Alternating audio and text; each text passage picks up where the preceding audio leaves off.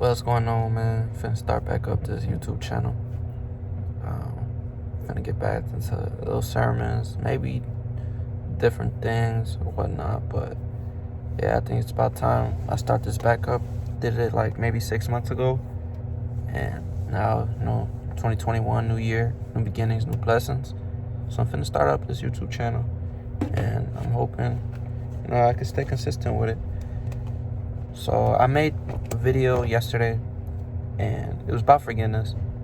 I'm gonna talk about the same thing really, but I make videos. I don't watch them because I don't like listening to how I sound.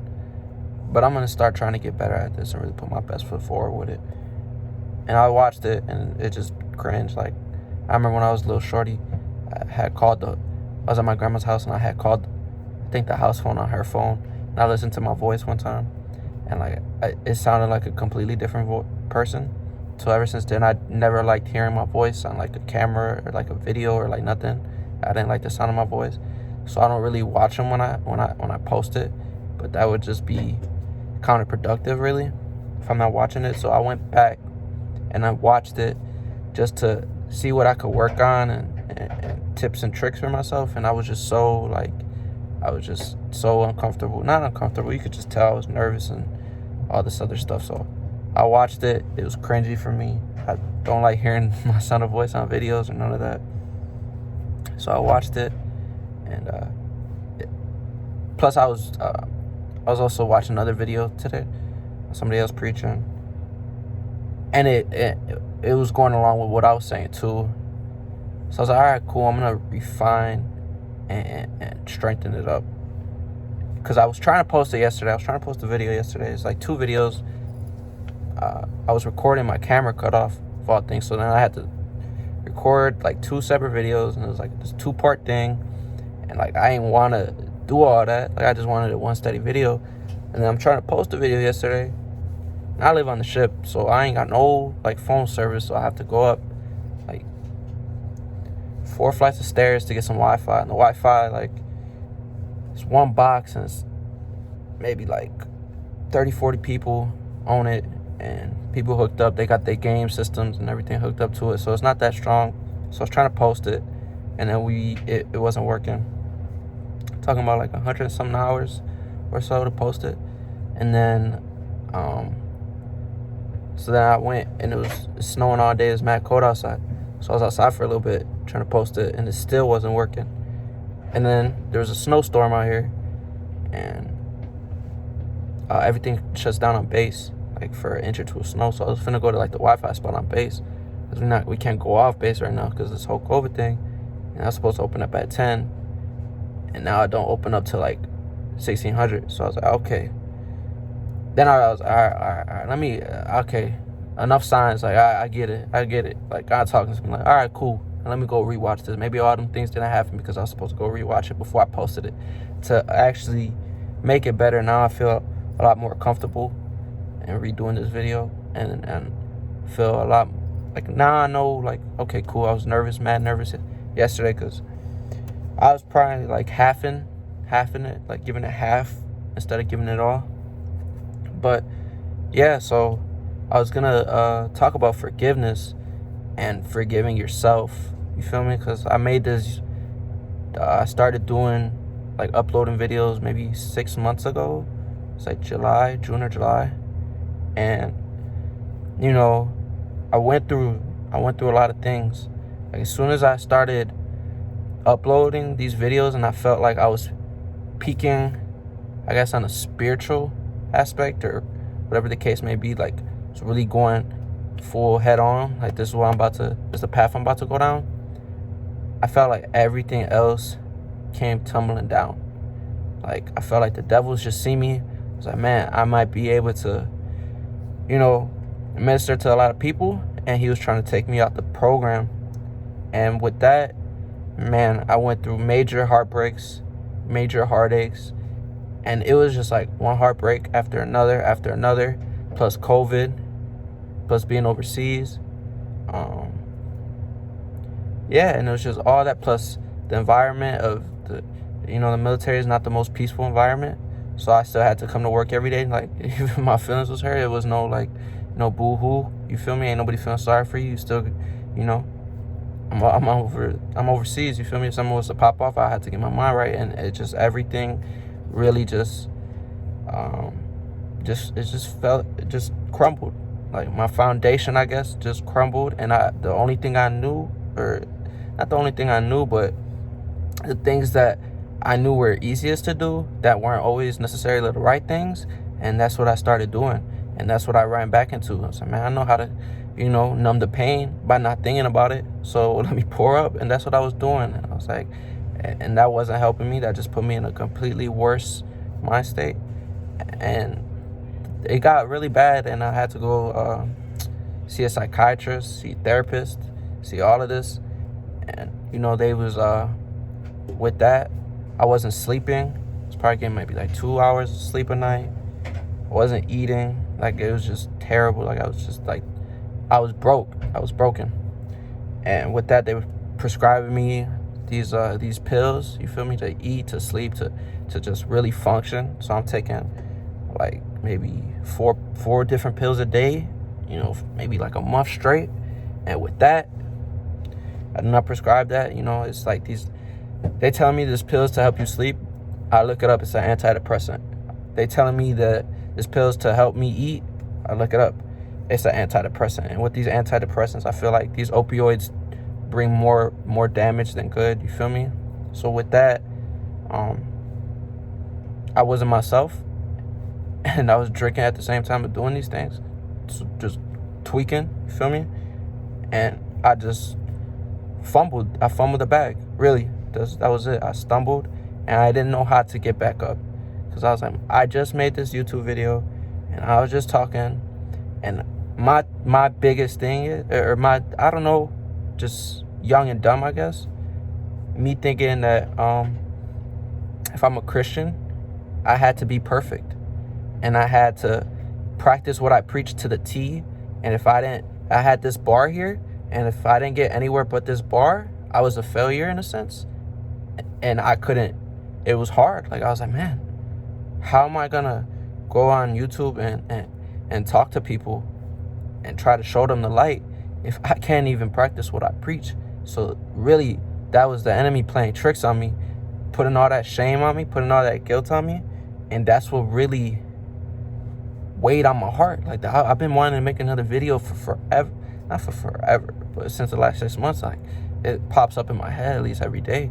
You feel me? I've been telling people, like, man, I want to be a pastor when I get out the military, or maybe stay in and be a chaplain. I don't know, something of that sort. But I couldn't live with, man, before I was doing wrong, I ain't know no better. But then I knew better, and I still went wrong. But the thing is, that's what's gonna make me. You feel me? Like, the enemy was throwing bricks at me, and instead of just laying there and getting buried under bricks, something clicked, and I was like, all right, cool, he's throwing bricks, let me build a house with it. You know what I'm saying? And so I wanted to preach to people about forgiveness, because it's key. Forgiveness is key to, I just think, a better life. You feel me? You're gonna be less bitter. If you don't forgive, you're just gonna be bitter. And don't get bitter, get better. You feel me? But I was gonna practice on forgiveness. And with the video I made yesterday, I ain't get no details of what I went through. You feel me? And I just watched the video today. It was talking about John. It was in John, I believe, verse 20 or something, when Jesus came back and he's showing all his disciples his scars. And Thomas, he said, I'm not going to believe. Jesus came back, showed the 11 disciples, but Thomas wasn't there. His scars, there he came back and he showed them. But then Thomas, he wasn't there. So they came back and they told him. And he said, I'm not going to believe until I see his scars. And what made that click to me is because I made this video yesterday and I was talking about my tattoos, right? And that's my scars. It's like, okay, and I was preaching the message that I'm going to get onto today, but Jesus came back with his scars. He resurrected with his scars. And that just hit me like, okay, let me go and refine this, because I'm about to resurrect with these scars. And that's another like, okay, cool. So in the last 6 months, I have this 7 right here. And I'm going to get a 70 on my left first. I don't got it right now. So I'm going to use this Sharpie.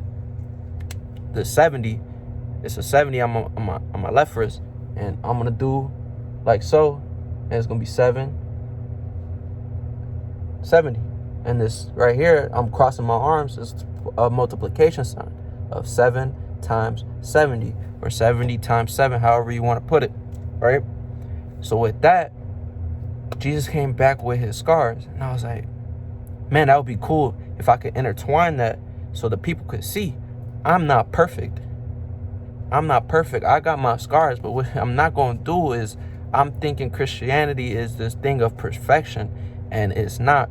It's about process, and that's just life. You don't have to be perfect in life. As long as you're making process, I promise you, everybody now is watching this, and where they are right now, you weren't there last year, right? In some aspect of your life, you weren't where you at right now. And that's progress. No matter what the devil's trying to whisper in your ear about you not this, you not that, you might double back into some things. But man, as long as you got God, all that shame, all that guilt, I got a cross right here on my arm. You want to know why? Because every time I feel something, you feel me, that shame, that guilt, I just look at my cross and I keep it right there. You feel me? That's it. I got some angels right here too. I got angels around me 24/7. I'm blessed. I'm anointed like we all are. You feel me? So what I was getting at is this thing of forgiveness and forgiving yourself. And yesterday, I was preaching it. I don't want to really even feeling it. I wasn't even feeling it. I was like, I'm just going to make this video because it's been tugging on my heart. And I want to get back into it. I want to do God's will. But I wasn't really feeling it. But now I'm feeling it. Like I got into my little zone. You feel me? Meditating. Put on my little Christian music. That's why I got my beats on right now. And just listening and see what he had to say. He said to tell him your scars. Show him your scars. So that's why I came with the 7 times 70, right? And what I got that from, boom, I'm going to tie this all in, is from Matthew 18:21. I'm going to turn there right now. It is dope.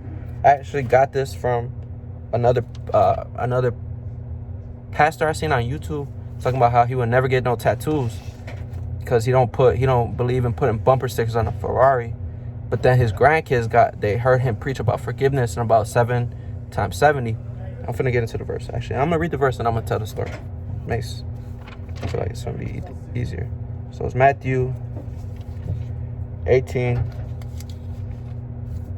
verse 21. And it's the parable of the unforgiving debtor. So verse 21. Then Peter came to him and asked, Lord, how often should I forgive someone who sins against me? 7 times? No, not 7 times, Jesus replied, but 70 times 7. Therefore, the kingdom of heaven can be compared to a king who decided to bring his accounts up to date with servants who had borrowed money from him.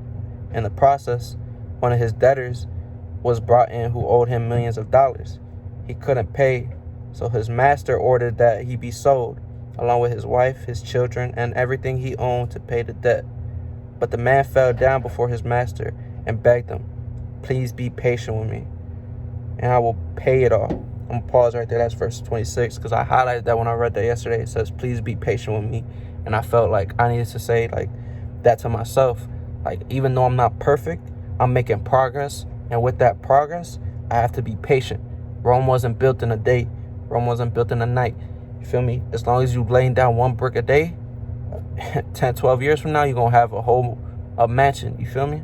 So that patience, be patient. I feel like somebody needs to hear that. Be patient no matter where you're at in life. You stop looking at so-and-so and your own route. Be patient with yourself. So now I'm at verse 27. His master was filled with pity for him and released him and forgave his debt. But when the man left the king, he went to a fellow servant who owed him a few $1,000s. He grabbed him by the throat and demanded instant payment. His fellow servant fell down before him and begged him for a little more time. Be patient with me and I will pay it, he pleaded. But his creditor wouldn't wait. He had the man arrested and put in prison until the debt could be paid in full. When some of the other servants saw this, they were so upset. They went to the king and told him everything that had happened. And the king called in the man he had forgiven and said, "You evil servant, I forgave you that tremendous debt because you pleaded with me. Shouldn't you have showed mercy on your fellow servant just as I had mercy on you?" Then the angry king sent this man to prison to be tortured until he had paid his entire debt. That's what my heavenly Father will do to you if you refuse to forgive your brothers and sisters from your heart. So with that 7 times 70, because that speaks volumes to me. Like, it don't matter how many times. That's the verse I got from. Like, don't matter how many times, you feel me, somebody does something for me, I have no choice but to forgive them, because I know every single day I wake up and I do wrong, but I come and in prayer, whatever the case, and God reveals that to me. He forgives me through it all. He forgave me it. He forgave that I did that even before I was born. You know, it just blows my mind. I don't even have the word to describe it, right? So that's how I feel. It's so with that, I had to learn how to forgive myself too, because this last verse, right, I highlighted verse 35 or 34. The angry king sent this man to prison to be tortured. And I'm torturing myself if I'm not forgiving myself. If God forgave me for $1 million of sin and I can't forgive myself for $1,000 of sin, and that's gonna derail the rest of my life, but he's already forgiven. Like, it's torture, right? And it's just gonna be torture. And for me, not forgiving myself, and for other people, like, ain't no reason. Like, we gonna mess up. It's part of the process. It's part of the process, and we're just gonna take that and learn from it and get better. But really, yeah, I just wanted to refine this video. You know, I'm just gonna make little quick, like little 15-20 minute videos. Maybe I have like a 45 or something. But I'm finna get back into this game not this game, but I'm finna get back into this making videos, because I really like it, and I feel like I might be able to minister to people and whatnot. But yeah, I'm not gonna let my mistakes or my problems stop me from going forward or any of that. And my shame, I'm leaving that at the door. I'm leaving that at the cross. Now, just encourage, you know, if you have any problems, whatever the case may be, y'all want to hit me, y'all need me to pray for you, or whatever the case, trying to get in tune, just hit me up. Whatever the case may be, I'm here. But I'm gonna just stop dropping these little videos, and hopefully they'll do good and people could rock with it. But yeah, that's all I got. Peace.